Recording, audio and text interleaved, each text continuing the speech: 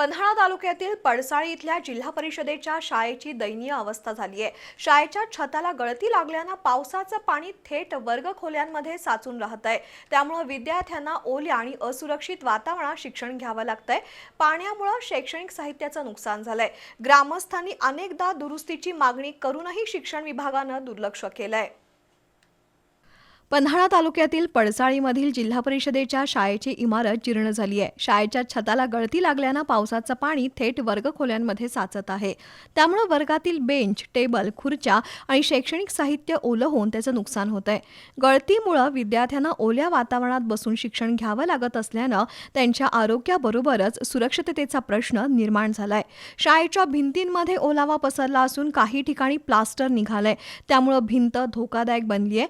शाळेची तातडीने दुरुस्ती करावी अशी मागणी ग्रामस्थ आणि पालकांनी प्रशासनाकडे केली आहे, पण शिक्षण विभागानं त्याकडे दुर्लक्ष केलंय।